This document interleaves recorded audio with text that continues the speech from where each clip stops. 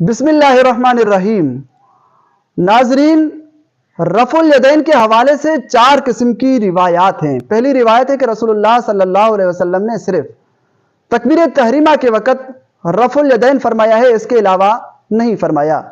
اور دوسری روایت ہے کہ رسول اللہ صلی اللہ علیہ وسلم نے تکبیر تحریمہ اور رکوع میں جانے کے وقت رفع الیدین فرمایا ہے، اس کے علاوہ نہیں فرمایا۔ اور تیسری روایت یہ ہے کہ رسول اللہ صلی اللہ علیہ وسلم نے تکبیر تحریمہ اور رکوع میں جانے کے وقت اور سجدہ میں جانے کے وقت اور سجدہ سے سر مبارک اٹھانے کے وقت رفع الیدین فرمایا ہے، اس کے علاوہ نہیں فرمایا۔ اور چوتھی روایت ہے کہ رسول اللہ صلی اللہ علیہ وسلم نے ہر اونچ اور نیچ کے وقت رفع الیدین فرمایا ہے، لیکن امام اعظم رحمۃ اللہ علیہ نے پہلی روایت کو ترجیح دی ہے، یعنی ترک رفع الیدین والے عمل کو افضل قرار دیا ہے۔ کیوں؟ اس کی کیا وجہ تھی؟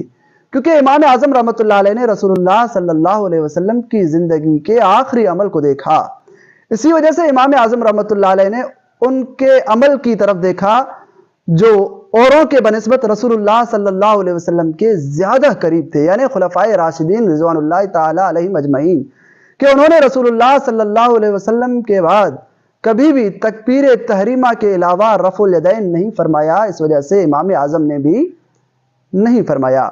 اور رفع الیدین والی روایت ہے حضرت عبداللہ ابن عمر رضی اللہ تعالی عنہما سے، اور ترک رفع الیدین کی روایت ہے حضرت عبداللہ ابن مسعود سے۔ اب دیکھیں کہ ان دو میں سے، یعنی حضرت عبداللہ ابن عمر اور حضرت عبداللہ ابن مسعود میں سے زیادہ عالم کون ہے اور رسول اللہ صلی اللہ علیہ وسلم کی طرف زیادہ قربت کس کی ہے اور اپنی روایت پر عمل کس کا ہے؟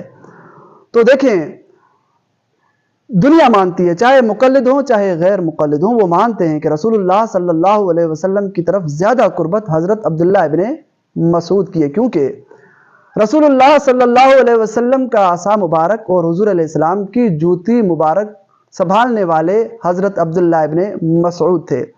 اسی طرح رسول اللہ صلی اللہ علیہ وسلم کے لیے وضو کے پانی کا انتظام اور غسل کے پانی کا انتظام فرمانے والے حضرت عبداللہ ابن مسعود تھے۔ اور اسی طرح رسول اللہ صلی اللہ علیہ وسلم کے پیچھے پہلی صف میں ہمیشہ کھڑے ہو کر نماز پڑھنے والے حضرت عبداللہ ابن مسعود تھے۔ جب حضرت عبداللہ ابن عمر کی بنسبت حضرت عبداللہ ابن مسعود کی حضور علیہ السلام کی طرف زیادہ قربت ہے، تو اس وجہ سے حضرت عبداللہ ابن مسعود والی روایت کو ترجیح ہوگی۔ اور اسی طرح دنیا مانتی ہے کہ ان دو میں سے زیادہ عالم حضرت عبداللہ ابن مسعود تھے، اس وجہ سے حضرت عبداللہ ابن مسعود والی روایت کو ترجیح ہوگی۔ اور اسی طرح حضرت عبداللہ ابن عمر رضی اللہ تعالی عنہ نے جو رفع الیدین والی روایت فرمائی ہے، تو اس روایت پر حضرت عبداللہ ابن عمر کا عمل نہیں ہے، اور جب راوی کا اپنی روایت پر عمل نہ ہو، خصوصاً صحابی کا، تو یہ اس کا عمل نہ کرنا اس بات پر دلیل ہوتا ہے کہ یہ عمل پہلے تھا لیکن بعد میں منسوخ ہو چکا۔ تو اسی طرح حضرت عبداللہ ابن عمر کو پہلے یہ علم تھا کہ رفع الیدین ہے، لیکن بعد میں یہ علم ہو گیا کہ حضور علیہ السلام نے آخر میں ترک رفع الیدین فرمایا ہے، تو اس وجہ سے حضرت عبداللہ ابن عمر نے جو عمل کیا وہ ترک رفع الیدین والا عمل کیا۔ اب جو حضرت عبداللہ ابن مسعود نے ترک رفع الیدین والی روایت فرمائی ہے، اس پر حضرت عبداللہ ابن مسعود کا عمل ہے۔ جب حضرت عبداللہ ابن مسعود کا ترک رفع الیدین والی روایت پر عمل ہے، تو اس وجہ سے حضرت عبداللہ ابن مسعود والی روایت کو ترجیح ہوگی۔ اسی طرح آپ دیکھیں نماز کے ضابطے کی طرف، کہ نماز حرکت سے آئی ہے سکون کی طرف۔ پہلے نماز میں کلام ہوتا تھا، سلام ہوتا تھا، آہستہ آہستہ کلام سے منع کیا گیا، سلام سے منع کیا گیا۔ اسی طرح آپ دیکھیں کہ جسم کی کوئی حرکت زبان کی حرکت کے بغیر نہیں ہے۔ اب دیکھیں زبان کی حرکت کرتے ہیں اللہ اکبر، تو اس کے ساتھ ساتھ جسم کی حرکت یعنی رفع الیدین کرتے ہیں۔ اسی طرح زبان کی حرکت کرتے ہیں یعنی اللہ اکبر کہتے ہیں، اس کے ساتھ ساتھ ہم اپنے جسم کو جھکاتے ہیں رکوع کے لیے، یعنی جسم کی حرکت کرتے ہیں۔ اسی طرح سجدے میں پہلے زبان کی حرکت، پھر اس کے ساتھ ساتھ جسم کی حرکت ہوتی ہے۔ تو ایک مرتبہ زبان کی حرکت تو ایک ہی مرتبہ جسم کی حرکت۔ جس طرح آپ تکبیر تحریمہ میں دیکھیں کہ ایک مرتبہ زبان کی حرکت ہے تو ایک ہی مرتبہ جسم کی حرکت ہے، لیکن رکوع میں آپ دیکھیں کہ ایک مرتبہ تو زبان کی حرکت ہے لیکن جسم کی حرکت 2 مرتبہ ہو رہی ہے، ایک رفع الیدین اور دوسرا جسم کو جھکانا۔ تو اس سے پتا چلتا ہے کہ ان دو میں سے ایک زائد ہے، ان دو میں سے ایک کو چھوڑنا پڑے گا۔ اب ظاہر بات ہے ہم رکوع کو نہیں چھوڑ سکتے کیونکہ رکوع نماز میں فرض ہے، تو ظاہر بات ہے رفع الیدین کو چھوڑا جائے گا۔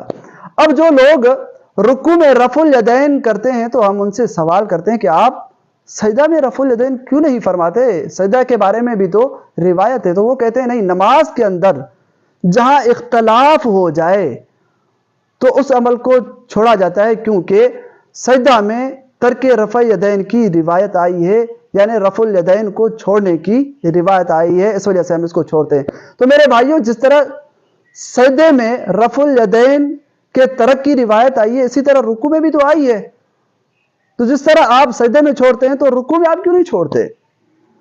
جس طرح افریقہ والے آج بھی سجدے میں بھی رفع الیدین کرتے ہیں تو آپ دونوں میں کریں، نہیں کرتے تو دونوں میں نہ کریں۔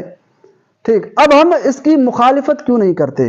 یعنی رفع الیدین کی مخالفت کیوں نہیں کرتے؟ وہ اس وجہ سے نہیں کرتے کیونکہ بعض صحابہ کرام رضوان اللہ تعالی علیہم اجمعین نے لا علمی کے بنیاد پر، کیونکہ دور تھے یا اتنا قریب نہیں تھے کہ وہ رفع الیدین فرماتے رہے، اور رسول اللہ صلی اللہ علیہ وسلم نے بھی فرمایا صحابی کالنجوم فبأیہم اقتدیتم اہتدیتم، میرے صحابہ ستاروں کی مانند ہے کہ جس کی بھی تم پیروی کرو گے ہدایت پاؤ گے۔ اب اسی طرح دیکھیں ترمذی میں بھی رفع الیدین اور ترک رفع الیدین کی روایت آئی ہے، لیکن جہاں رفع الیدین کی روایت ہے وہاں آگے یہ لکھا ہوا ہے کہ اس کے چند یہ اتنے اشخاص قائل ہیں، لیکن جہاں ترک رفع الیدین کی روایت ہے وہاں آگے یہ لکھا ہوا ہے کہ وَبِهِ يَقُولُ غَيْرُ وَاحِدٍ مِّنْ أَهْلِ الْعِلْمِ مِنْ أَصْحَابِ النَّبِيِّ صلی اللہ علیہ وسلم، کہ اس کے قائل یعنی ترک رفع الیدین کے قائل بے شمار اہل علم نبی پاک صلی اللہ علیہ وسلم کے اصحاب ہیں۔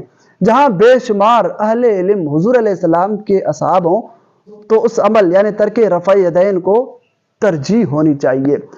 تو اللہ تبارک و تعالی امام اعظم ابو حنیفہ رحمۃ اللہ علیہ کو جزائے خیر عطا فرمائے کہ جس نے رسول اللہ صلی اللہ علیہ وسلم کے آخری عمل کو، اور جس نے خلفائے راشدین کے عمل کو دیکھ کر، اور جس نے حضرت عبداللہ ابن مسعود کے علم، عمل اور ان کی قربت کو دیکھ کر اور نماز کے ضابطے کو دیکھ کر ہمیں ترک رفع یدین والا مسئلہ سمجھایا۔